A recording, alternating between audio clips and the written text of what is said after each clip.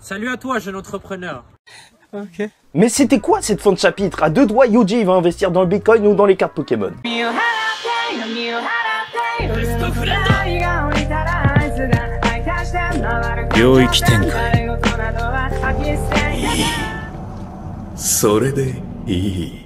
Désolé, petit disclaimer, parce que Kirara, au lieu de l'appeler comme ça, je l'appelle souvent Kikara lors de cette review. Et surtout, parfois je dis elle, mais c'est bien un garçon, c'est dit par Panda, c'est il. Mesdames et messieurs, ici Chaz et on se retrouve aujourd'hui pour la review du chapitre 154 de Jujutsu Kaisen Infiltration, et toujours un plaisir après la reprise de Jujutsu Kaisen. Bref, de toute façon, ce début de chapitre, il est excellent. Pourquoi? La première case, c'est quoi? C'est Panda qui arrive. Et en plus, il parle à des buissons. Mais je me suis dit, vraiment, en ouvrant le chapitre, mais quand tu regardes ça, tu te dis, imagine si tu vois ça en vrai. Tu te retournes, tu poses même pas de questions et tu rentres chez toi, tu vas dormir un petit peu parce que c'est grave quand même. Et bien sûr, avec ce chapitre, on a un plan qui est expliqué en avance pour l'infiltration. Et bah, comme avec tous les plans qui sont expliqués à l'avance, bah souvent, ils sont voués à l'échec parce que sinon, c'est pas intéressant de voir un plan qui se passe bien. Les plans qui réussissent, je vous le rappelle, c'est les plans qui sont expliqués en même temps qu'ils ont lieu. Mais bon, Panda, il va trouver Megumi qui se cache dans les ombres, ça y est, maintenant c'est l'endroit où il faut aller le chercher, et il va dire qu'il n'a jamais réussi à s'approcher d'Araki. Et c'est là que ça devient très intéressant. Vraiment, tout ce chapitre, il va surtout être concentré sur le pouvoir de Kikara, qui est assez mystérieux, mais t'inquiète pas, on va essayer d'en parler en détail, essayer de deviner qu'est-ce que c'est. Bref, déjà, on apprend aussi que Kikara, justement, est un homme. Est-ce que ça change quelque chose? Non, en fait, on n'en a absolument rien à faire, mais comme quoi, dans les mangas, à chaque fois, on n'est jamais à l'abri d'un gender reveal peut-être, donc Araki est peut-être gay ou un truc du genre parce que tu tiens pas les fesses de ton pote comme ça. Bref, est-ce que Itadori arrivera à convaincre Araki? Ça c'est la vraie question. Et pour Panda, en fait, il va aimer Itadori parce qu'il va aimer le caractère jovial d'Itadori, mais ça marchera pas parce que en vrai c'est un mauvais menteur. Et oui, Megumi le sait et il lui faut de la préparation au petit Itadori pour pouvoir raconter du bullshit et surtout essayer de le ramener avec eux pour la traque mortelle. Donc leur rôle ça va être d'essayer d'éloigner les gardes,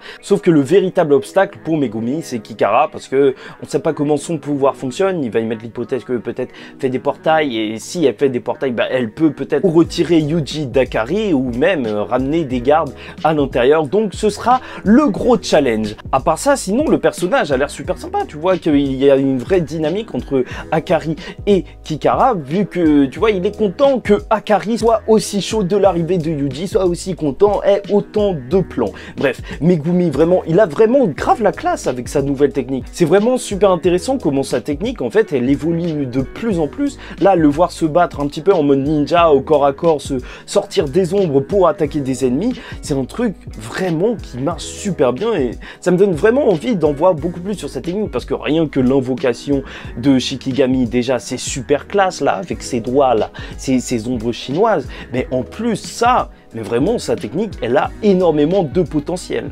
Et par contre, Panda, lui, c'est un guignol. Je sais pas ce qu'il fait durant ce chapitre, mais il était à fond et franchement, il m'a tué. Et en plus, il mange une saucisse. Ok, il l'a pelé. Ça m'a choqué parce que, voilà, en France, t'as plus l'habitude des knackis où, tu vois, t'as pas besoin de les peler. Enfin, je sais pas, tout le monde mange la peau, je crois. Sauf si, en fait, je suis bizarre. Sauf que voilà, le plan ne pouvait pas se dérouler sans accroc. Ils vont se faire reconnaître par Kikara et qui va capter directement que le gamin à tête de porc-épic est sûrement pote avec Yuji et il va donc essayer de prévenir Akari. Voilà, le chien de Jade fonce, sauf qu'il va reculer. C'est là qu'on peut commencer à parler de son pouvoir parce que voilà, il n'a pas réussi à s'approcher d'elle comme l'a dit Panda, mais il s'est quand même bien approché. Donc peut-être que en vrai, Kikara aurait pu poser une marque parce qu'il y a tout un jeu de marque assez étrange. En fait, on voit une marque sur Panda et même en dessous d'une porte et on peut se demander en fait si c'est pas grâce à ça que Kikara fait répulser ou attracter des objets. Et c'est assez mystérieux parce que quand il va se retrouver entre Panda et Megumi, bah il va pas bouger en fait.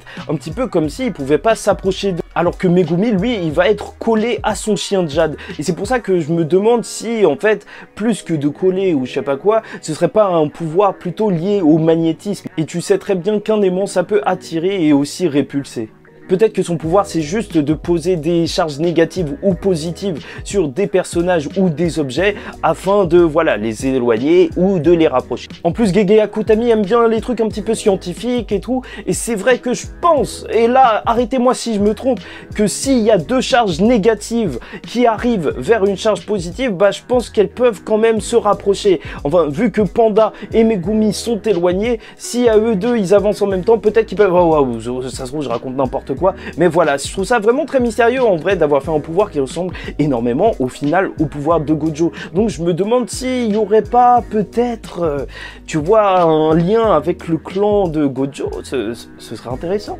Après c'est vrai que le seul avantage comparé à Gojo, parce que Gojo, son pouvoir, c'est juste n'importe quoi, bah c'est que apparemment Kikara peut placer des marques même sur des endroits, donc qui pourrait éloigner Panda d'un endroit, d'un objet, et ça c'est Gojo, il peut pas le faire, éloigner les gens précisément d'un endroit en fait, utiliser son pouvoir sur un endroit et pas sur lui-même ou en le projetant. Il y en a aussi qui pensent à une sorte de boucle temporelle où les personnages retourneraient à un moment T, mais je sais pas, franchement, je suis plus pour la marque qui repousse ou attracte, mais pas forcément en mode aimant, mais je pense que ça pourrait être aussi intéressant. Enfin bref, et le chapitre va se terminer sur n'importe quoi. Akari qui propose à Yuji 1 million par mois pour travailler 1 heure. Est-ce que Yuji va demander à travailler 2 heures? Je ne sais pas. Est-ce que Yuji est en réalité motivé par l'argent? Et là, on tomberait sur un truc, mais je ne pense pas. Et j'ai très hâte de voir quelle est la proposition qu'il va lui faire.